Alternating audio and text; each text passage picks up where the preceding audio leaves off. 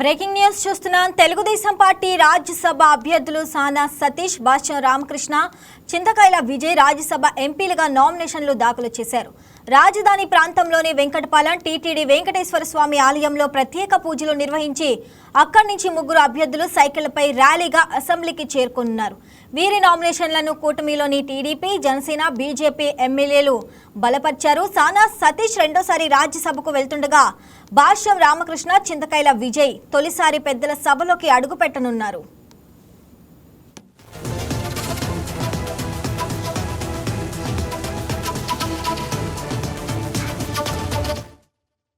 Right, ఇక దీనికి సంబంధించి మరింత సమాచారం మా కరెస్పాండెంట్ హారిక లైవ్లో అందిస్తారు. హారిక, చెప్పండి. ఇక రాజ్యసభ అభ్యర్థులుగా సానా సతీష్, భాష్యం రామకృష్ణ, అలాగే చింతకాయల విజయ్ రాజ్యసభ ఎంపీలుగా నామినేషన్లు అయితే దాఖలు చేశారు. దాని గురించి అప్డేట్స్ ఏంటి? చింతకాయల విజయ్, అలాగే భాష్యం రామకృష్ణ, అలాగే ఇంకొక సానా సతీష్, వీళ్ళ ముగ్గురు ఈ రోజు రాజ్యసభకి నామినేషన్ వేయడానికి వెళ్తున్నారు. అందుకన్నా ముందు ఈ రోజు ఉదయం టీడీపీ రాష్ట్ర కార్యాలయాన్ని చేసుకొని ఎన్టీఆర్ విగ్రహానికి ఫోటో అర్పించినట్లు కూడా తెలుస్తుంది. సో ఈ కార్యక్రమానికి ఎంపీ కేశినేని చిన్ని, అలాగే పొదుపు పార్టీ కూడా హాజరయ్యారు. ఇంకా కొంతమంది కార్యకర్తలు కూడా హాజరవడం జరిగింది. సో ఇక్కడ నుంచి టీడీపీ ఆఫీస్ నుంచి సెక్రటేరియట్ కి సైకిల్ మీద వెళ్ళినట్టు కూడా తెలుస్తుంది. మధ్యలో వెంకటపాలెం దగ్గర ఆగి ఆ వెంకటేశ్వర స్వామి దీవెనలు కూడా తీసుకునే ఆలోచన తీసుకున్నారని తెలుస్తుంది. సో అర్చకులు కూడా వాళ్ళకి ఆశీర్వాదం అందించినట్టు కూడా తెలుస్తుంది. సో ఇంకాసేపట్లో వాళ్ళు నామినేషన్ దాఖలు చేయబోతున్నారు.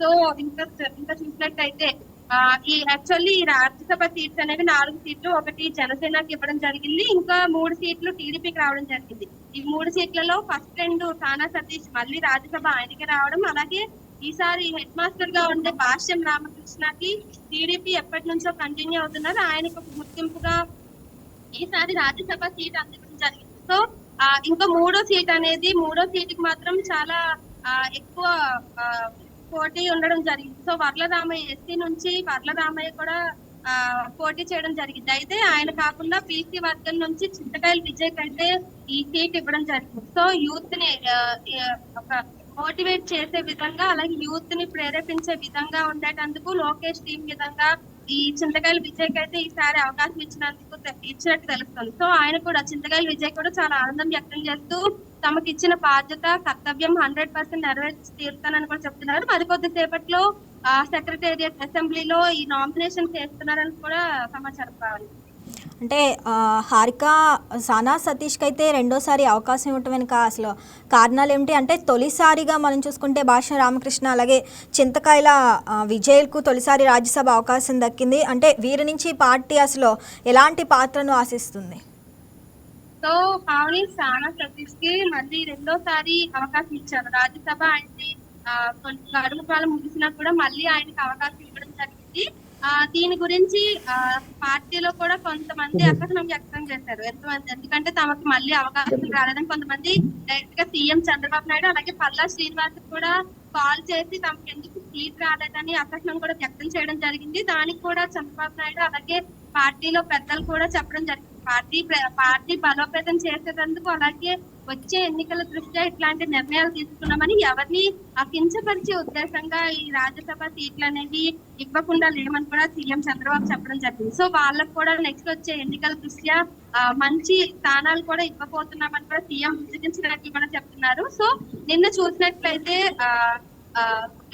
శ్రీనివాస్ రెడ్డి కూడా ట్వీట్ చేయడం జరిగింది. తమకి సీట్ రాలేదని అసహనం వ్యక్తం చేస్తున్నట్టు కూడా ఎక్స్ వేదికగా అయితే ఒక హల్చల్ అయితే సృష్టిస్తుంది. సో వర్లరామయ్య కూడా ఎప్పటి నుంచో పార్టీలో కొనసాగుతున్నారు. ఆయనకి ఈసారి ఖచ్చితంగా రాజ్యసభ వస్తుంది అనుకున్నారు. కానీ యూత్ ని బలోపేతం చేసే విధంగా ఆయనకి ఈసారి ఖచ్చితంగా లాస్ట్ టైం కూడా రాజ్యసభ సీట్ ఒకసారి వదులుకున్నారు. సో ఈసారి అలా ఉండదు అనుకున్నారు. కానీ ఫైనల్ గా రాజ్యసభ ఈసారి కూడా ఆయనకు దక్కలేదు. ఆయనకి ఇలా కాకుండా భవిష్యత్తులో ఇంకా మంచి స్థానం కల్పించే విధంగా టీడీపీ అడుగుతున్నాడని అయితే పల్లా శ్రీనివాస్ అలాగే సీఎం చంద్రబాబు కూడా చెప్పడం జరుగుతుంది.